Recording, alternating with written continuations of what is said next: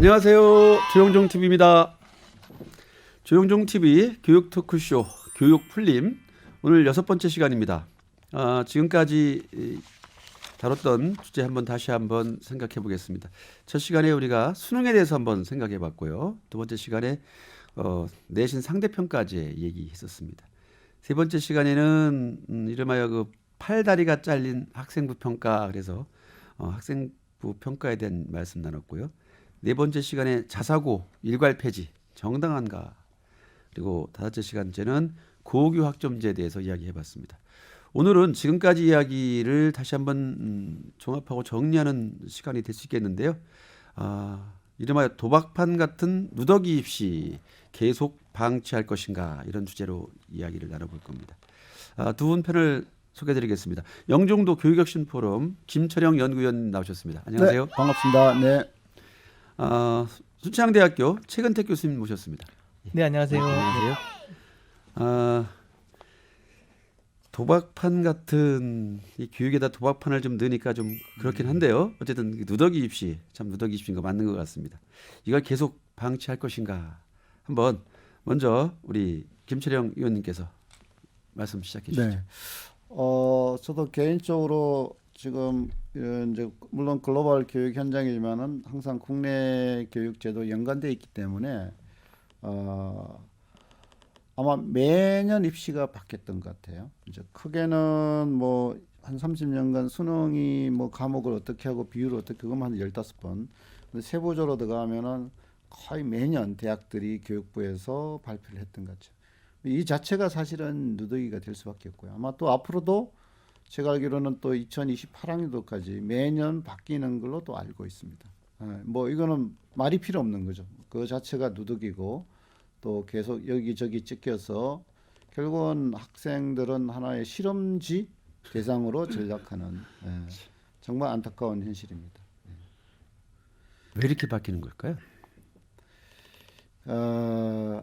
제가 거듭 말씀드린 대로 이 대학 진학률이 굉장히 높기 때문에 결국은 70~80%면은 모든 학부형 모든 학생이 대상이 되고, 또 그거는 모든 국민의 관심사 대상자가 되는 거죠. 왜냐하면은 다 뭐 애가 하나 있으면 그게 뭐 삼촌, 고모, 할아버지, 외할아버지, 이게 모든 관심사 되기 때문에 저는 개인적으로 역시 저 선진국 사례에 비교했을 때 거시적으로는 진학률을 조정하지 않고서는 계속 이런 채바퀴라는 거, 우리가 많이 논의했던 뭐 학생부 문제라든지 자사고 문제라든지 수능 문제라든지, 그래서 이제 종합적으로 이게 이제 누더기가 된 입시인데, 뭐 저는 좀 모르겠어요. 제가 각격한 표현일지 모르지만은 뭐 교육 당국이든 모든 국민이 바보들이 IQ 경쟁을 하는 느낌이 들어요.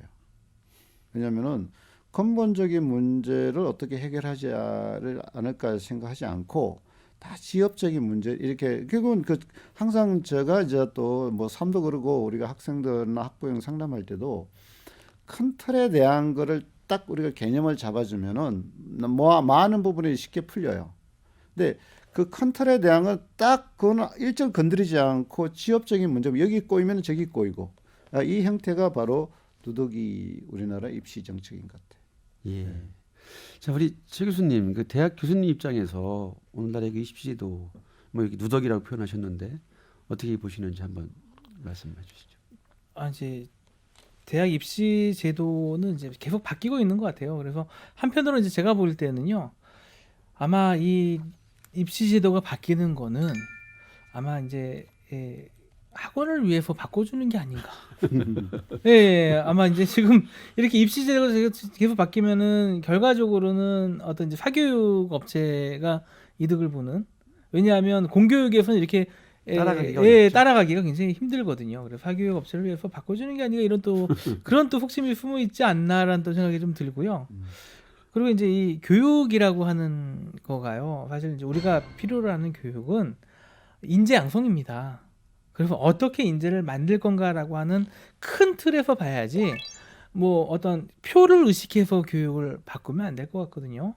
매년 이렇게 이제 바뀌는 것 자체가 국민 여론, 표, 그 다음에 이제 한편으로는 어떤 이제 정치 입김에 따라서 바뀌는 것 같아요. 그거는 배제하고요. 교육은 교육대로 나가야 됩니다. 그 심지어 이번 정부 들어서 좀 이거는 황당무계한 이거는 완전히 뭐 제가 극단적 무대포 정책이었거든요. 왜냐하면은 기억하실지 모르겠지만은 이 새로 문재인 정부가 들어서면서 그 전에는 수능을 절대평가, 그 다음에 이제 학생부 비중을 높여서 모두 학생들한테 기회를 주겠다. 이런 어떤 공약과 그 실천을 하기 위해서 이제 수능을 개편하겠다 해서 공청회를 아마 제가 1년간 전국 순회를 돌면서 시행한 걸 알고 있습니다. 근데 결론은 없던 걸로 돌고 돌아 원점으로. 돌고 돌아 원점으로 된 거예요. 네. 그렇게 해서 학생부 수시를 뭐 70% 하고 수능은 30% 이렇게 하겠다고 결론을 내렸고, 근데 그게 이제 2년이 걸렸어요.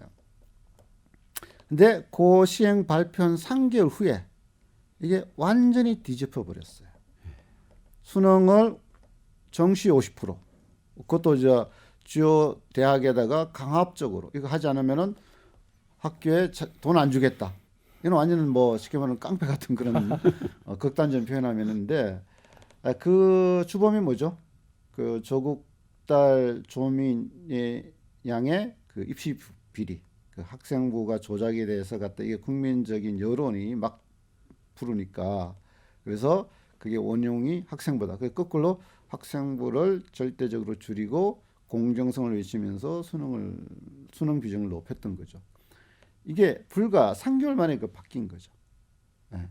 이런 사례도 없었고, 원래 이제 애고제해서 3년 정도 시간을 줬는데 이거는 불과 3개월 만에 뒤집힌 거죠. 근데 이게 너무나 정치적으로 너무나 그 어떤 표필리마된 어떤 그런 게 결국은 교육이 입시가 아니고 교육이 아닌 거죠. 제가 너무나 안타까운 거죠. 사실 교육이 표를 얻기 위한 방편이 되면 안 되고요. 교육은 미래의 한국을 발전시키기 위한 큰 그림에서 접근을 해야 된다고 봅니다.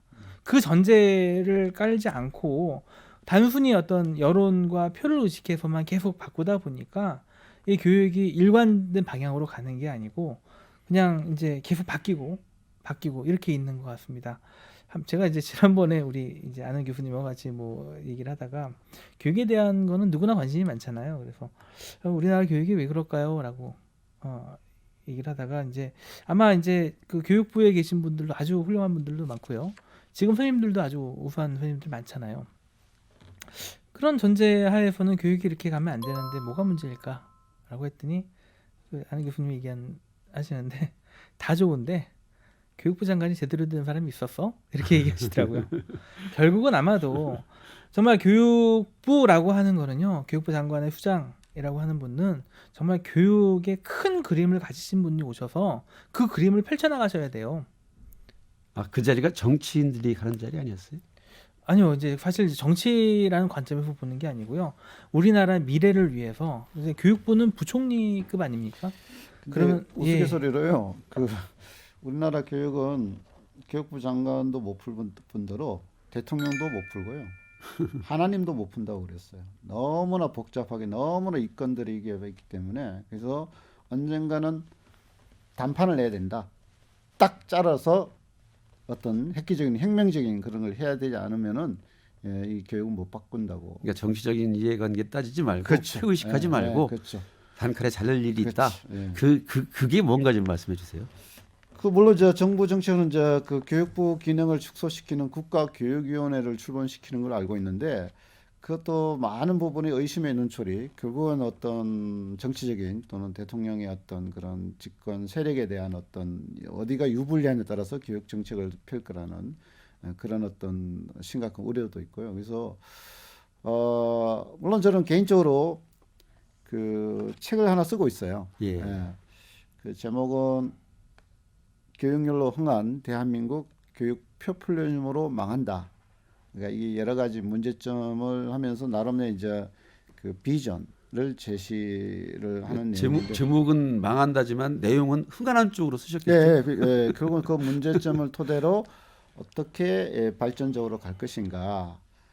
큰 줄기는 이겁니다. 그래서 일단 우리 서면 한국 사람은 어쩔 수 없어. 모두가 뭐 대학에 관심을 가져야 되고 모두 다 대학을 가야 되고 아마 여기서부터 좀 풀어줘야 되지 않을까. 왜냐하면은 그 논리는 옛날에 우리가 못 살고 힘들었을 때 그 말이 맞는데 지금은 이미 국민소득이 3만 불로 훨씬 넘었고 또 뭐 기본적으로 살 수 있도록 기본 소득까지 다 보장해주기 때문에 결국은 이제 인간의 욕심의 문제도 그 부분을 좀 낮추고요. 그래서 결국은 이제 그게 이제 대학 진학률로 연결되는데 뭐 기회가 있으면 소개하겠지만은 선진 외국은 대학 진학률이 한 30% 40% 이후 일본도 40% 후반밖에 안 돼요. 예. 우리는 이제 80%에서 70% 그 뭐 큰 차이는 없어 7, 80% 이걸 어떤 조정하지 않으면은 계속 그 하부에 대는 문제, 입시 문제, 뭐 자사고다 이런 문제가 결국은 그걸로 연결되거든요. 이 말은 무슨 말이냐? 모든 사람이 관심 대상이니까 포커스되고 표가 연결돼 있잖아. 예를 들면 이게 진학률 한 3, 40% 떨어뜨리면은 모두의 관심이 아닌 거야. 진짜 교육 원래 목적, 인재를 양성하고 미래에 대응하는 시스템을 만들고 이걸 집중할 건데 이게 표가 연결되니까 결국 모두 다한테 공정하게 공평하게 하다 보니까 누더기가 될 수밖에 없는 거죠. 근데 최 교수님 지금 김 의원님 말씀대로 대학 진학률이 3, 40% 낮아지면 대학들 큰일인데요. 저는 사실 그렇게 보지는 않고요. 우리나라 사회가 대학원 위주로 가야 되지 않을까. 예, 그러니까 전문가를 양성하는 건 대학원에서 양성을 하고요. 이제 대학은 과거의 고등학교 기능, 그래서 한 번 더 교육을 하고 사회에 필요한 인재를 만드는 그 정도까지 가고요. 전문 인재는 대학원에서 키워야 되지 않을까라고 봅니다. 왜냐하면 평균 수명이 과거보다 한 이제 예전에 대학이 만들었을 때 시대보다 30년이 더 늘어났습니다. 평균적으로 30년이 더 늘어났기 때문에 그러면 그만큼의 더 재교육이 필요하거든요. 그러면 이제 대학은 과거의 고등학교의 과정을 교육을 시키고요. 정말 더 공부해서 뭔가의 전문 분야로 갈 사람들은 대학원에서. 그쯤이면 예. 또 대학원 입시가 또 누더기 되는 거 아니에요? 아니요, 그런 건 아니에요. 제가 볼 때는 옳은 말씀인데 사실은 제가 아까 대학 진학률을 낮추자 그 현실적인 이유가 되고 또 현실화 될 수가 있어요. 왜냐하면은 지금 사실은 좀 대학도 심각하게 이제 고민해야 될게 대학을 갈 필요가 없다는 게 공감대가 많이 형성돼 있어요. 왜냐하면은 어떤 단순 지식은 굳이 대학이 아닌 뭐 여러 가지 요즘에 글로벌 하이스쿨 부크라든지 코세라든지 그런 어떤 채널들을 많이 활용할 수 있고요. 심지어 뭐 세계적인 글로벌 교육 구글이라든지 아마존 같은 대학 졸업장보다는 실무 능력을 강조한다든지 그래서 그런 분위기도 있기 때문에 제가 말씀드리는 건데 결국은 이제 공부라는 거는 제가 볼 때는 대학원이 끝이 아니라 아마 계속적으로 그래서 어떤 분은 이제 프로페셔널 스튜던트 죽을 때까지 공부를 해야 된다. 예, 굳이 뭐 대학원이 아니더라도 얼마든지 이 유튜브를 또는 뭐 인터넷을 통한 어떤 채널이 너무 다양되어 있기 때문에 그래서 저는 이제 현실적으로 이제 그런 분위기를 좀 공감하면서 굳이 대학을 갈 필요가 있을까라는 걸 좀 공감대를 형성해주고 두 번째는 또 크게 또 그게 해결할 수 있는 문제가 지금 조짐이 보이는데 옛날에 우리나라 기업들이 사실은 다 공채 제도를 운영했어요. 하나의 또 하나 입시죠. 대학 입시와 같이 대기업에서 공채를 했었어요. 근데 지금 제가 알기로는 이제 앞으로 기업들이 발표한 거 보면은 몇 개 빼놓고 다 수시 채용이에요. 수시로. 예, 수시 공시 채용이 어떤 의미냐면 대학은 그러니까 기업은 이제 수시 채용을 할 때는 그 이 사람의 실무 능력 위주를 보겠다는 거죠. 예, 그렇게 되면은 굳이 대학을 나와서 대기업을 가야 된다는 이거에 좀 완화될 수도 있고요. 그래서 기업 입장에서는 실제로 대학 간판보다는 실질적으로 업무 능력, 실무 위주에 대한 경험이 있느냐 이게 중요시하거든요. 그러면은 상당수 부분이 제가 볼 때는 대기업에서는 아예 공채를 없애고 결국은 대기업에서는 중소기업 위주에 근무하는 실무 경험 위주로 수시 채용을 하게 되면은 그게 이제 파급이 돼서 대학 진학률도 떨어뜨리면서 그게 우리가 이전에 논의했던 그런 전반적인 문제를 좀 해결할 수 있는 하나의 원키 어떤 열쇠가 되지 않을까라는 생각이 들어요. 제가 일단은 예전에 이게 10년 전, 20년 전에 이 논의는 좀 이상하게 생각할지 모르지만 지금은 거의 현실화됐다고 또 조금만 더 제도적으로 국민 정서라든지 이걸 고쳐주면은 좀 더 우리가 좀 그런 이 교육 문제를 근본적으로 푸는 아주 중요한 키가 되지 않을까 생각합니다. 그러니까 고등학교나 뭐 중학교 나와서 현장에서 실무를 하던 사람들을 대기업에서 수시로 채용해 준다고 한다면 구태여 대학 갈 필요가 없다는 말씀으로 들리는데요. 글쎄요, 지금 대학을 졸업하고도 사실은 현장에서 취업 못하고 그 실업자로 있는 친구들이 꽤 있거든요. 네. 이제 그들을 두고 뭐라고 하냐면 능력이 없어서라기보다도 눈높이가 너무 높아서다 뭐 이런 그게 얘기들 이제 해요. 대학 진학률 왜냐면은 예를 들면은 다 대기업 가려고 하고 공무원 그런 가려고 거죠. 하다 보니까 이게 그런 그럼 거죠. 대기업이라는 게 없어지면은 다 중소기업 분산이 될 거 아닙니까? 그러면은 중소기업 입장에서는 지금은 현재 우리나라가 대졸자가 너무 많다는 게 눈높이가 높으니까 미스매칭이 일어나는 거죠. 중소기업은 사람이 없어서 못 뽑는 거죠. 안 오려고 하니까. 대기업은 넘쳐나서 또는 그 대기업을 가기 위해서 재수 삼수 이 구조가 굉장히 국가적인 낭비고 또 개인적으로 청춘들 특히 저는 또 최근에 뭐 어디 유튜브 보니까 우리나라 공시생이 1년에 한 40만 명이 된대요. 그러니까 실제로 1년에 40만 명 중에 공무원 채용되는 게 100명 기준에 한 두세 명? 그 나머지 90 몇 명은 100명 중에 왜냐면 그 공부한 내용이 그 공무원이 안 되면 다 쓰레기가 되는 거죠. 노량진에 가서 회전하고 있는 거 아닙니까? 완전히 그 의미 없는 공부라는 거죠. 사실 우리가요 과거의 개념에 너무 사로잡혀 있는 것 같아요. 과거는요 저희 때만 해도 그렇거든요. 대학 진학률이 20%가 안 됐습니다. 그러니까 이제 대학에 이제 거의 한 10명 중에 2명만 대학을 갔고요. 대학을 졸업하면은 기업에서 기초 교육을 다시 시켜줘요. 왜냐하면 대학 졸업한 사람이 많지 않으니까 그렇죠. 관리자가 많지 않으니까 처음부터 교육을 다 시켜줍니다. 그렇게 해서 이제 하다 보니까 소위 말해서 뭐 정말 그때는 이제 굉장히 폭발적으로 우리나라가 성장이 늘어날 테니까. 일어났던 시기이기 때문에 기업에서 또 하청에서 만들고 하다 보니까 이제 그 대학 나왔던 사람들이 다 이제 뭐 과장, 부장, 뭐 사장까지 다 승진해서 아주 이제 우리나라 핵심 산업의 이제 인재로 성장하다 보니까 거기에 대한 그런 환상에 사로잡혀 있는 거예요. 지금은 과거하고 틀리게요. 10명 중에 7명, 8명이 대학을 가거든요. 그렇죠. 그러다 보니까 이 기업에서도 원하는 인재가 다 와서 우리 회사에 와서 제대로 일을 할 사람을 원하지 처음부터 교육을 시켜주길 원하지 않아요. 경력자를 계속 이제 뽑고 그렇죠. 있거든요. 그게 그러니까 그게 이제 수시채용, 미스매칭이 일어나는 거예요. 그러니까 그렇죠. 우리는 과거에 너무 사로잡혀 있어서 과거에 그렇게 공부해서 뭐 스카이를 갔던 애가 사장이 됐지, 뭐 성공했지. 그러니까 아마도 지금도 그럴 거야라고 생각을 하고 있는 거에서 문제가 발생을 하는 것 같습니다. 예. 여기서 이제 좀 참고할 만한 게 그럼 일본은 아직까지 약간의 공채 비슷한 개념을 운영하고 있거든요. 근데 재밌는 것은 그러니까 일본은 공채 비슷한데 그 중소기업과 대기업에 이게 큰 차이가 안 나요. 뭔 차이가 안 나요? 임금이 차이가 안 나요. 다시 말해서 그 조사에 의하면은 예를 들면 한국은 중소기업 임금이 100이라 기준했을 때 대기업은 150, 160까지가 되고요. 일본은 중소기업 100이면은 대기업은 110, 120밖에 안 돼요. 별 차이가 안 나요. 그래서 일본 대학생들은 그만큼 이제 취업이 잘 된 경제가 좋은 것도 있지만은 그런 그 차이가 없으니까 쉽게 빨리 취업을 하는 거예요. 그래서 내가 중소기업을 갔더라도 경험을 쌓아서 나중에 언제든지 경력자로 대기업을 갈 수 있는 구조가 돼 있고 그 우리나라는 어떻게죠? 아예 처음부터 눈높이 대기업에 있으니까 이게 가기 위해서 재수 삼수 한다는 거예요. 근데 그 시간에 중소기업에서 경력을 배우면 훨씬 대기업을 가서도 훨씬 경력이 결국은 그게 자기 연봉과 연결되기 때문에 그래서 이런 사회적 인식만 좀 그런 거를 뭐 좀 응용한다든지 하면은 얼마든지 쉽게 풀릴 수 있는 문제를 거듭 이야기한 대로 우리는 꼬고 비틀고 계속 정치적인 입김을 여니까 엉망진창이 되고 다 불행한 거예요, 사실. 예. 누더기 입시를 이야기로 시작을 했는데 대학 진학률을 낮추는 것이 더 바람직한 방향이라는 얘기가 나왔고요.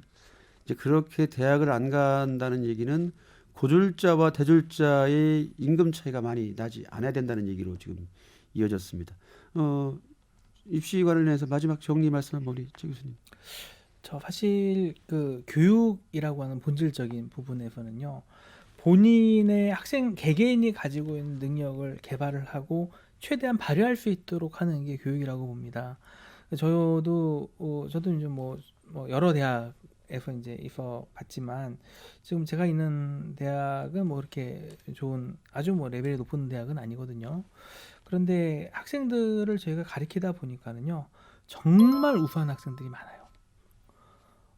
정말 그러니까 뭐 스카이 학생들하고 거의 비교해서도 뭐 뒤지지 않는 학생들이 있습니다. 근데 이 학생들이 1학년 때는 자기 어떤 기능을 발휘하지 못해요. 주눅 들어 있어요. 근데 2학년, 3학년 때 계속 이제 이렇게 수업을 해주다 보면 번쩍번쩍입니다. 야, 어떻게 이렇게 훌륭한 인재가라고 했더니 이제 얘가 그 전에는요. 그 보통 우리가 이제 영어 수학 기준으로 학생들을 평가를 하고 나누잖아요. 거기에 자기가 영어 수학이 안 되니까 조금 이제 뭐 영어는 괜찮은데 수학이 안 되거나 수학은 괜찮은데 영어가 안 되니까 이게 주눅이 들어서 자기 역량을 이렇게 난 안 되는 사람이야라고 이제 억압이 되어져 있었던 거죠. 근데 이제 저희 전공으로 들어와서 자기 역량을 키워주니까 이제 날개를 달고 아주 정말 열심히 하고 정말 우수하거든요.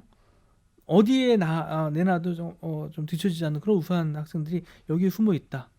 그럼 사실 우리가 교육이라고 하는 거는요, 영어 수학이라고 하는 거에 너무 억압시켜서 거기에만 학생들을 매일 필요가 없거든요. 그 이제 우리 의대 교수님이 또 그런 얘기도 하셨는데, 이제 의대 같은 경우는 이제 과목이 1년에 쏟아지는 과목이 많아요. 그걸 막 공부를 해야 돼요. 근데 잘 쫓아가지 않는 학생이 한 명 있었나 봐요. 그래가지고 야, 왜 이렇게 그 성적이 안 좋지? 좀 열심히 해야 되지 않아? 그래서 다 자네는 잘하는 게 뭔가? 라고 했더니 이 학생이 얘기하더래요. 저 영어 수학은 잘해요. 그러니까 이 영어 수학만 뭐 중학교 때, 초등학교 때부터 이제 고등학교 영어 수학을 계속했다는 거예요. 그러니까 몇 년 동안 해왔던 걸 가지고 들어와서 그걸 가지고 대학 입시를 봐서 공부를 해서 이제 들어왔는데 우리의 평가 기준이 너무 영어 수학에만 맞춰져 있지 않나요? 영어 수학 국어 이 희한한 국어죠. 언어도 뭐 제가 며칠 전에 그 방송에서도 한번 말씀드렸듯이 출제자가 만든 출제자의 의도에 맞춘 그런 문제를 풀게 하는 그런 이상한 너무 이제 이 영어 수학 국어에만 맞춰져 있는 입시를 하다 보니까 정말 우수한 인재들도 발굴을 해내지 못하는 불행한 사태가 계속 벌어지고 있는 겁니다. 그래서 뭐 정리 말씀해 주시죠. 예, 그래서 교육 누더기가 될 수밖에 없는 거는 이제 다 공감했고요. 그래서 참 제가 해외 교육, 글로벌 교육을 봤을 때 참 선생님 부러워요. 이 제도 자체가 길게는 뭐 프랑스 바카로레 같은 200년 동안 한 번도 안 바뀌어요. 물론 세부적인 안에 들어왔을 때 뭐 약간 시대 변화에 따르지만은 큰 틀은 안 바뀌어요. 그러니까 이곳에 일본도 몇십 년 동안 유지하고 이제 지금 국가적인 게 이제 그 센터 시험에서 이제 IB를 도입하겠다는 이것도 아마 10년 전부터 심사숙고해서 이렇게 하는 걸로 알고 있고요. 그러니까 우리는 거듭 이야기한 대로 1년에 한 번씩 바뀌니까 아마 최선의 학교 선생님들도 아마 올해 입시는 제가 알기로는 이게 이 선택 과목 이 변수해 가지고 그 아마 800개 경우의 수가 발생한대요. 그러니까 당연히 학교에서 대응이 안 되겠죠. 예전에 했던 그런 노하우들이 완전 쓸모가 없는 거죠. 결국 이제 좀 마케팅력이 있는 이제 사교육 학원에서 그걸 다 흡수하지 않을까. 결국은 이게 되돌이표 다시 제자리로 온다. 그래서 제가 앞에서 보면 단방에 끊을 수 있는 그런 해법을 같이 공감해서 찾아야지 이 지역적 문제를 하게 되면은 한도 끝도 없고 결국은 다 모두가 피해자가 되고 다 불행한 거죠, 사실은. 예. 참 도박판 같은 누더기 입시 계속 방치할 것인가라는 주제로 이야기를 시작했는데요. 정말 해도 해도 끝이 없는 난제인 것 같습니다. 부디 학생들에게 잘 이해되고 학부모들도 공감할 수 있는 바람직한 입시 제도가 만들어져서 제발 좀 자주 안 바뀌었으면 좋겠다는 그런 말씀으로 결론을 내면서요.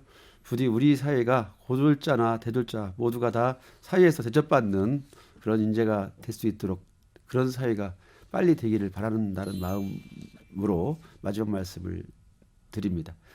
오늘 두 분 고생하셨습니다. 네, 수고했습니다. 감사합니다. 네. 이상으로 교육 토크쇼 교육풀림 6번째 시간 마치겠습니다. 오늘 내용이 유익하셨다면 좋아요, 구독 눌러주시기 바랍니다. 눌러주세요. 네.